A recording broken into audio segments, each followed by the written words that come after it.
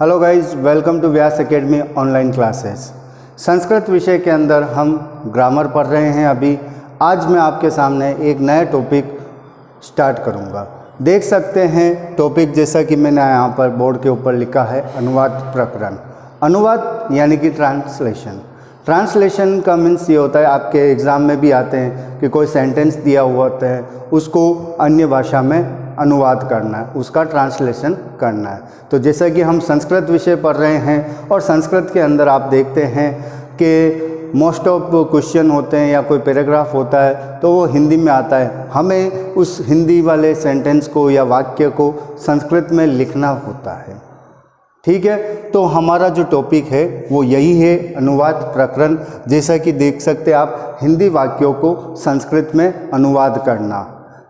आपने देखा होगा कई बार बच्चे इसमें गलतियां करते हैं और वो गलतियां जो होती है वो देखी जाए तो बहुत ही मामूली गलतियां होती है, छोटे छोटे शब्दों की गलतियां होती है।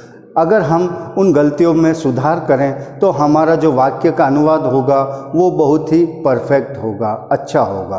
तो इसी कौन कौन सी बातों का हमें ध्यान रखना है, वो उन बातों को हम इस वीडियो में हम देखेंगे, इस टॉपिक के अंदर हम देखेंगे। आप जानते हैं कि कोई भी सेंटेंस बनता है, कोई भी वाक्य बनता है तो उसमें कर्ता होता है, क्रिया होती है, कर्म होता है। इन सब चीज़ों को उस मिलाकर वाक्य की रचना की जाती है। ठीक है, तो इन्हीं सब बातों को, छोटी छोटी बातों को हम ध्यान में रखकर अनुवाद करते हैं। साथ ही हमें यह भी देखना होता है कि कर्ता स्त्रीलिंग है या पुल्लिंग है या नपुंसकलिंग है या फिर एक वचन है, द्विवचन है या बहुवचन है। तो इन सब बातों को हम इस टॉपिक के अंदर पढ़ेंगे। तो सबसे पहला हमारा टॉपिक आता है कारक। आप देख सकते हैं बोर्ड के ऊपर मैंने लिखा हुआ है, कारक हमारा पहला टॉपिक है। कई बार गलतियां ये करते हैं कि कारक संबंधित छोटी जो व्याकरण की गलती होती है उसमें कर्ता में कौन सा कारक लगता है या फिर कर्म कौन सा होता है, इन सब छोटी छोटी माइनर बातों को वो भूल जाते हैं और वो उस वाक्य का गलत अनुवाद वो कर देते हैं। तो सबसे पहले हम कारक को सीखेंगे। कारक क्या होता है? सबसे पहली बात तो ये, कारक संज्ञा या सर्वनाम जो होते हैं उनका रिलेशन, उनका संबंध किसी अन्य शब्द के साथ किया जाता है, जोड़ा जाता है। तो उस समय हम इन शब्दों का प्रयोग करते हैं वही शब्द चिन्ह हमारे कारक कहलाते हैं। डेफिनेशन आप देख सकते हैं, संज्ञा या सर्वनाम के वे रूप जो किसी अन्य के शब्द के साथ जुड़ते हैं, ठीक है, तो वे कारक कहलाते हैं। यहाँ पर हम संस्कृत पढ़ रहे हैं, हम देखेंगे कि संस्कृत में कारक जो होते हैं उन्हें हम विभक्तियों के नाम से जानते हैं। और आप सबको पता है कि कुल विभक्तियाँ जो है वो 8 होती है। इसी तरह से कारक भी हमारे 8 है। तो उन कारकों को हम विभक्तियों के रूप में भी यहाँ पर देखेंगे। जैसे कि मैंने लिखा है यहाँ पर, एक तरफ आपके कारक लिखे हुए हैं, उनको विभक्तियाँ कौन कौन सी प्रयोग में ली जाएगी वो। अब उन कारकों को पहचानेंगे कैसे? तो पहचानने के लिए यहाँ पर मैंने हिंदी के शब्द लिखे हैं कि इन शब्दों को देखकर हम पता लगा सकते हैं कि इसमें कौन सा कारक है। उस कारक के अकॉर्डिंग हम उस शब्द की कौन सी विभक्ति का प्रयोग करेंगे, ये हमारे लिए एक बेनिफिट रहेगा। तो यहाँ पर देख सकते हैं, जैसे कर्ता कारक पहला कारक है, इसमें हम प्रथमा विभक्ति का प्रयोग करते हैं। ठीक है, और इसकी पहचान क्या है? ने। फॉर एग्जाम्पल जैसे राम ने, श्याम ने। ठीक है, तो ये ने शब्द जहाँ पर आता है वहाँ पर हम कौन सी विभक्ति? प्रथमा विभक्ति का प्रयोग करेंगे। उसके बाद कर्म कारक, जिसमें हम द्वितीय विभक्ति का प्रयोग करेंगे और उसका चिन्ह है को। ठीक है, को किसी भी शब्द को वाक्य के अंदर अगर को शब्द आता है तो वहाँ पर हम द्वितीय विभक्ति का प्रयोग करते हैं। फिर आता है करण कारक, जिसमें हम तृतीय विभक्ति का प्रयोग करते हैं और इसका चिन्ह है से या के द्वारा। ठीक है, उसके बाद संप्रदान कारक, जिसमें हम चतुर्थी विभक्ति का प्रयोग करते हैं और इसके लिए हम चिन्ह कौन सा देखते हैं? के लिए या को।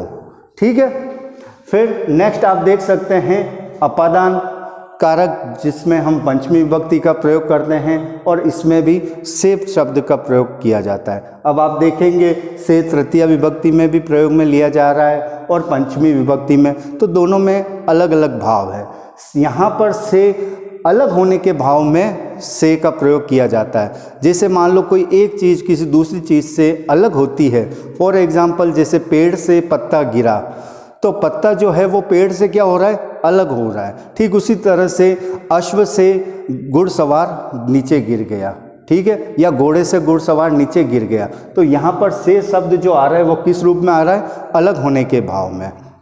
तो इसलिए हम यहाँ पर पंचमी विभक्ति का प्रयोग करेंगे। जहाँ पर कोई चीज़ किसी दूसरी चीज़ से अलग होती है तो वहाँ पर पंचमी अपादान कारक का प्रयोग किया जाता है। फिर संबंध कारक, संबंध कारक का पता है आप लोगों को, किसी एक चीज़ का दूसरी चीज़ से संबंध बताने के लिए, या जैसे कि चिन्ह मैंने बता रखे का, के, की, रा, रे, री, जैसे कि उसका, उसकी या उसके, या फिर आप देख सकते हो जैसे एक सेंटेंस है, वह मेरा तीसरा पुत्र है, तो तीसरा भी उसका संबंध रा, रे, री, इस तरह से आप देख सकते हो।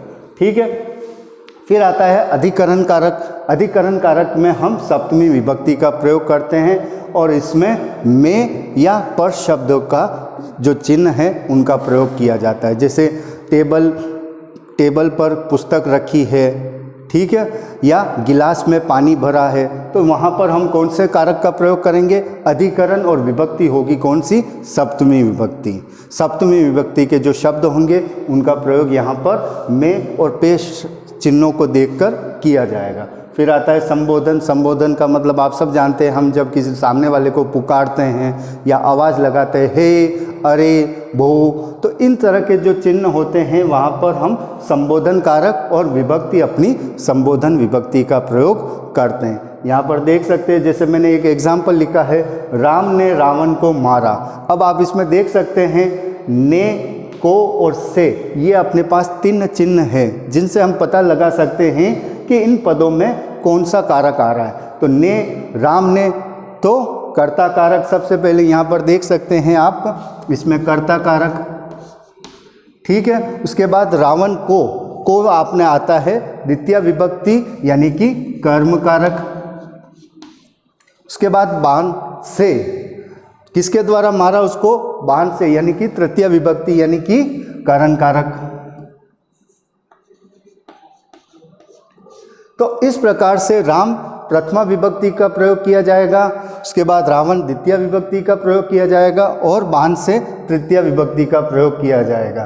तो इस आधार पर हम इस सेंटेंस को संस्कृत में लिखेंगे। आई होप आपको ये वीडियो पसंद आया होगा। नेक्स्ट वीडियो में हम अनुवाद प्रकरण के अंतर्गत और कौन कौन से जो टॉपिक होते हैं उनको देखेंगे। तब तक के लिए धन्यवाद। Thank you very much.